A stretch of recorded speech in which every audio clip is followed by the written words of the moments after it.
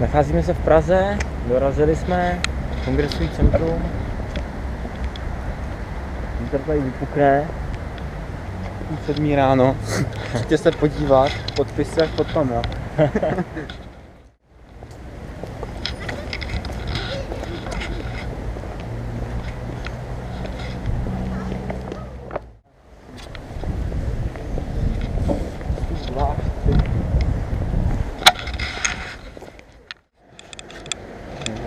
Dobrý den, pane kolego.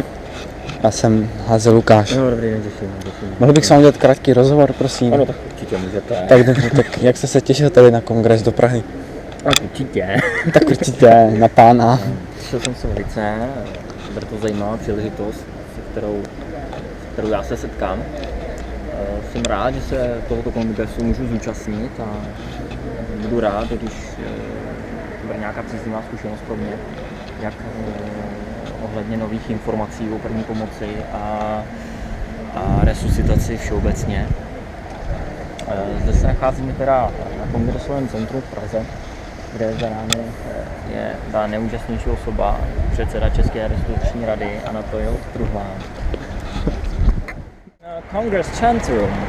No, we are just kidding. Let me introduce myself. My name is Lukas Haze. This is my best friend Dominik Huňák.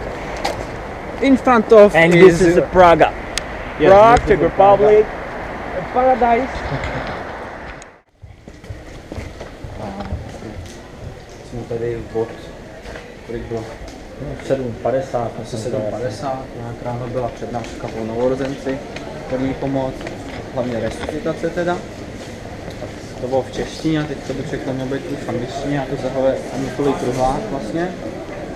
A je to od 2 hodin, když za nějakou půl hodiny by to mělo začít. Tak se tam zkusíme juknout a uvidíme, jestli něco budeme rozumět. A doufám, že to bude dobrý. It's amazing.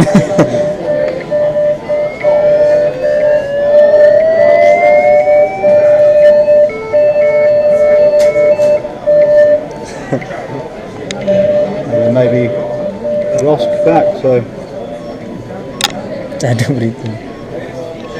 Vlastně iPadem ovládáš defibrilátor. 30 sekund. It is defibrillation training. yeah, so simulation for Yes, for vital training. signs and defibrillation, so just whole And you are education. from? You are from? We're from the UK, but this UK. is an Australian-based Australia. system. Yeah. So you can anything on the iPad you can then put across. So 12 ECGs, or MRI scans. This is through Bluetooth? Or this is through Bluetooth? With an Airport Express. So Airport Express. it creates its own network between the two iPads. So yeah. And there is only like The bear is just for show because you can attach this to you and you could then still defibrillate as well. So this could be on you, live person, and still defibrillate. Because there's nothing else, yeah. Just to slip hands. That's about it, yeah.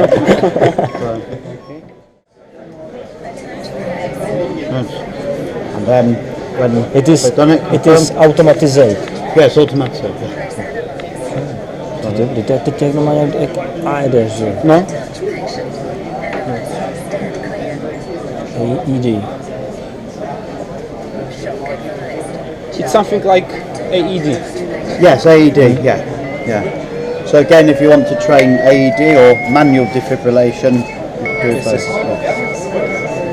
Ty krás, tak to dobré. Start CPR.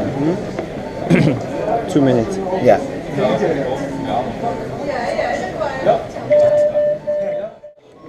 Okay, thank you. Okay. Bye.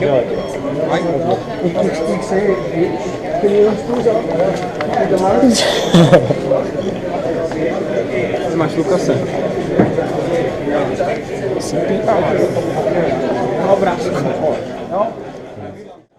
Compress a little deeper. Compress a little deeper. Compress a little deeper. Ventilate 2 times. Now. Tomu se to dává i přes pusu, i přes nos, protože má tam... No, jasně. Very good. Very good. Compress a little deeper. To je fakt ten trénink, A no. little deeper. To je v pohodě. Compress a little deeper. To je fakt jako... Tak... No, takhle. No, hloubš, no. No, takhle. Start to ventilate. Start to ventilate.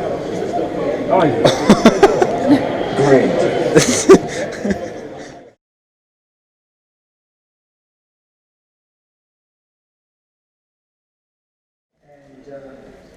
The session speakers are all speaking on the same topic, and so we thought we would leave questions for them to the end of the session. Start off with though, it's my pleasure to introduce to you Professor Gavin Perkins, who's already been on an intensive care physician, and I'm obliged to tell you that he's an all-round nice guy. And I promise him to see you later. So thank you very much for that. No, takže my jsme teďka šli z kongresu a dostali jsme strašný hlad. No, hlad, jo, máme pití, no.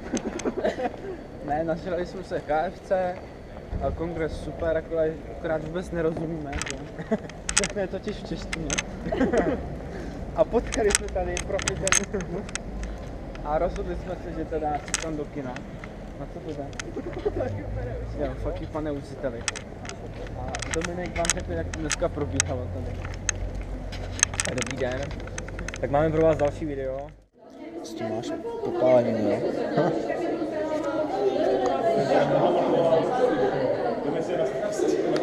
Ale je to letadlo, jo, Ondro? Jo. No, výbuch, to je úplně jedno. Výbuch! Vydáme výbuch! Teď jo. O tom letadle by tady mělo být aspoň kolo, proboha. Pojďme udělat fakt výbuch. Je tam kolo, ono se rozprášilo. V atmosféře. Ano, sklzilo v atmosféře, dopadly jenom těla. Dobře, všechno, co máte na maskovní, si sundejte, začneme znova, jo? Takže holky, jako první, kluci jdete nafotit, pak už přijde.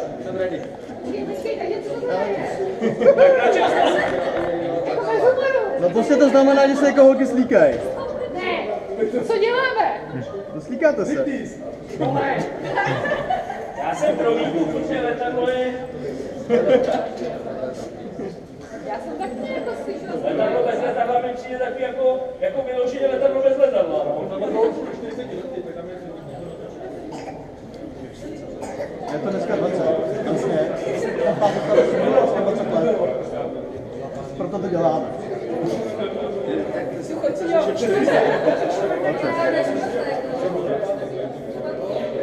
A my jsme si říkali, proč tady vlastně jsme. Já to nezalivám krví, to uděláme potom až na místě. Souhlasíme? No, díky. Jak se pokecáte? Další. No. Tak dobrý.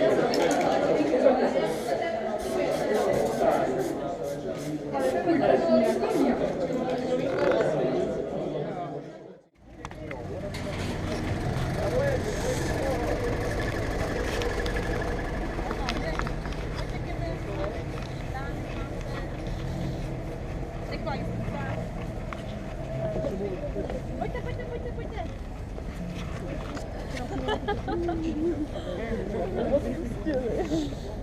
Podávám...